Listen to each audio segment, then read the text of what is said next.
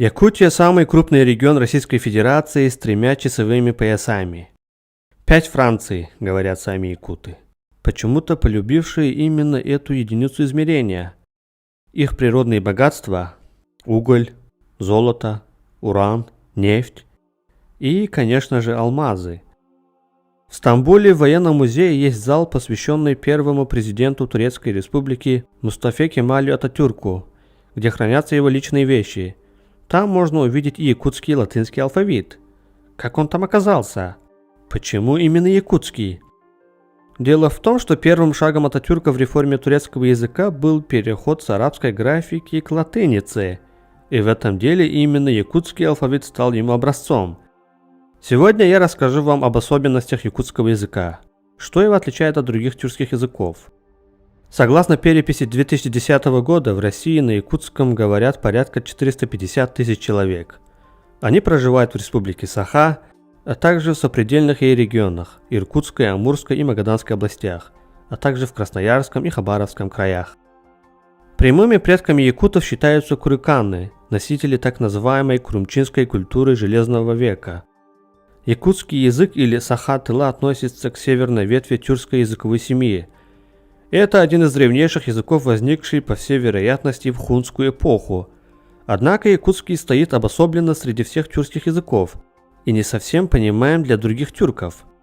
Почему так?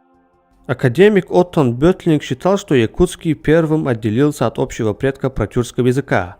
Действительно, ученые доказали, что якутский более близок к древним мертвым языкам, зафиксированным в архоно-енисейских письменных памятниках VI-VIII веков, чем к живым тюркским языкам. Кроме того, якутский находится на перекрестке 3 языковых семей алтайской группы – тюркской, монгольской и тунгусо-маньчжурской. Народ Саха, раньше всех отделившись от других тюркских народов, дошел до реки Лены и по пути контактировал с монгольскими и тунгусо-маньчжурскими племенами. В результате в якутском произошли изменения фонетики, появилось большое количество монгольских слов, а также накопились отклонения в грамматике. Первый текст из 35 слов на якутском языке, перевод молитвы, был издан голландским путешественником Николасом Витсеном в 1692 году в Амстердаме. В 1819 году был опубликован первый миссионерский алфавит священника Георгия Попова. Автор использовал для текстов на якутском языке знаки русского алфавита. Однако алфавит не получил широкого применения. Транскрипция получилась неточной. Якутские слова при чтении искажались до неузнаваемости. Следующую попытку создания якутского письма предпринял в 1851 году немецкий лингвист Оттон Бётлинг. Его система более точно отражала якутскую фонетику. Этот алфавит был использован в якутско-русском словаре Эдуарда Пекарского в 1907 году и в первом сборнике якутского фольклора в 1918 году. Эпос Олонхо ученые называют Северной Илиадой или Якутской Одиссеей. Он во многом напоминает мифы эллинов и других древних народов. Словом Олонхо, означающим то, что было, называется как весь эпос, так и его отдельные части. Песни длиной от 10 до 40 тысяч строк. Сказители, Олонхосутты, могли исполнять их без перерыва 7 дней и 7 ночей. Но вернемся назад к созданию якутской письменности. Новый этап его развития начался с 1917 года, когда студент Семен Новгородов выступил с предложением нового якутского алфавита, который стал первой письменностью, официально признанной государством. С 30 года якутская письменность перешла на новотюркский алфавит на латинской основе, а с 40 года на кириллицу с добавлением 7 букв для обозначения специфических якутских звуков. На территории распространения якутского языка можно выделить 2 крупных диалектных массива. Западный представлен северо-западной, Олёкмо-Вилюйской и центральной группами говоров. Его признаками являются оканье, боотур – герой, öканье, лёр – здоровый, употребление звонкого «д», судургу – простой. Восточный же диалектный массив охватывает всю северо-восточную диалектную зону. Его признаками являются аканье, баатыр, эканье, элиэр, а также употребление глухого «т», сутургу. Особое место среди диалектов занимает долганский, именно его называют наиболее обособленным. Это связано с тем, что на его формирование оказал воздействие и венкийский язык. а также то, что он был долгое время изолирован от других якутских диалектов. Некоторые ученые даже полагают, что долганский язык нужно выделять в качестве самостоятельного тюркского языка. Несмотря на многочисленное количество диалектов, саха могут спокойно общаться друг с другом, причем вне зависимости от того, где они проживают. В якутском языке есть 20 гласных фонем. Для их обозначения употребляется 8 букв. А, И, О, У, И, Ü. В заимствованных словах употребляются также буквы Е, Ё, Ю, Я. В отличие от русского, в якутском нет редукции гласного, то есть гласные в любом положении произносятся четко. Хомус, чорон, а не хамус, чарон. По длительности звучания якутские гласные делятся на краткие и долгие. Есть немало слов, значения которых различается долготой гласных. Бар – иди, бар – есть. Ит – собака, ит. Отпусти, отправь.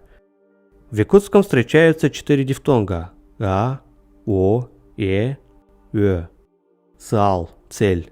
Он, 10. Без, 5. Юрех, учеба. Замена дифтонга другим гласным звуком также может изменить значение слова. Ал, семья. Ил, возьми. Бол, стань, будь. Бул, найди. По месту образования различают гласные заднего ряда и переднего ряда. В якутском действует закон гармонии гласных, согласно которому в одном и том же слове употребляются гласные только заднего или только переднего ряда. Поэтому один и тот же аффикс, например, множественного числа, имеет 4 варианта. Агалар – отцы, оголор – дети, эбелер – бабушки, бөрөлөр – волки. Большинство якутских согласных звуков соответствуют русским, но есть 5 букв, обозначающих специфические звуки. Буквы «д» и «ни» обозначают мягкие согласные, как в русских словах «дядя» и «няня». «Де» – дом, «нирей» – теленок. Чтобы прочесть вот эту букву, нужно произнести «н» и оттянуть язык назад. Турунг – встаньте. Звук, обозначаемый буквой «г», похож на покашливание. Эхе – дедушка. Вот эта буква означает звонкий вариант «х», атага – его нога. В заимствованных словах употребляются также вот эти буквы. В середине слова не все согласные могут сочетаться друг с другом, поэтому происходит ассимиляция согласных. Атлар – аттар, отбыт – аппыт. Вот эти удвоенные согласные произносятся четко. Их неправильное произношение может изменить значение слова. Соттор – полотенце. Сотор – вытирает. По своему строю якутский язык относится к так называемым агглютинативным языкам. Все аффиксы приклеиваются друг к другу справа. Слово, особенно глагол, может иметь несколько суффиксов и окончаний, которые прилепляются в определенном порядке. Сначала словообразующие, затем грамматические. Возьмем, к примеру, глагол «мастаспыттари». Рассмотрим порядок следования его аффиксов. К имени существительному «мас» представлен аффикс для образования глагола «та» – «маста», «рубить дрова». Далее присоединен аффикс совместного залога «с», перед которым долгий гласный всегда теряет долготу – «мастас». Затем идет личное окончание глагола третьего лица прошедшего времени – «пыт», «мастаспыт», ну и так далее. Такие глаголы обычно соответствуют целым предложениям в русском языке. Поэтому глагол в якутском – центральная часть речи. Глаголы прошедшего времени изменяются по лицам. Минбардым – я ушел. Энбардынг – ты ушел. Кинибарда – он ушел. В якутском 8 падежей. Из них чаще всего употребляются основной, дательный, винительный и орудный. Вопросы «где» и «куда» переводятся одинаково – «ханна». И существительные, отвечающие на эти вопросы, также имеют одну и ту же форму. Ускулога барда и оскулага юренер. Никаких предлогов нет, а есть послелоги. Они изменяются по падежам. Ускола и гигер, ускола и гитен. Якутский синтаксис типично тюркский, но имеется и ряд особенностей. Однородные члены предложения оформляются при помощи аффикса. Гоньордах эмехсин, старик и старуха. Или числительного ики, ем агам ики. Сказуемое в якутском всегда стоит в конце предложения. Уол ускулага барда. А вопросительное слово не обязательно стоит в начале. Энханна бардынг. Тюркские слова составляют лишь 58% якутской лексики. 27% лексики заимствованы из монгольских языков, 9% из тунгусо-маньчжурских, 1% из других языков – китайского, персидского, санскрита, тибетского. Якутский сформировался на основе двух диалектных образований. Варьирование между аканьем и оканьем появилось в результате заимствований.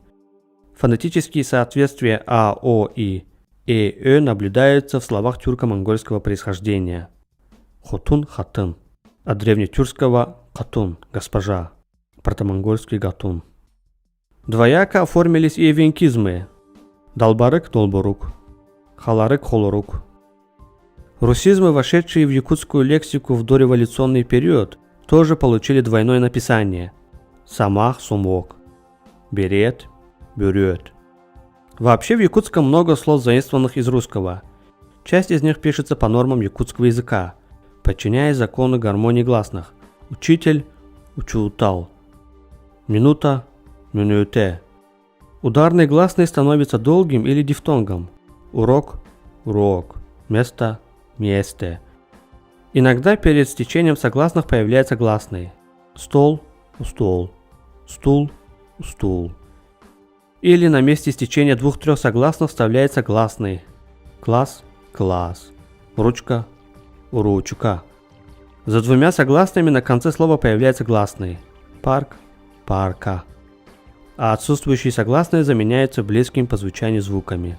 Кофта – копта. На этом я хочу закончить мой ролик. Надеюсь, что пробудил у вас интерес к этому языку. Ведь язык – это важная часть культуры народа. Нет языка – нет культуры, исчезает народ. Процесс обрусения идет на сегодня в Республике Саха уже полным ходом. Единственный выход – нужно бороться за свой язык. Ведь это все-таки национальная идентичность, доставшаяся от предков. А как бороться? Используя язык в повседневной жизни. А на этом все. Спасибо за внимание. Если вам понравился выпуск, то обязательно оцените мой труд, поставьте лайк, подпишитесь на канал, оставьте свое мнение в комментариях. Пока.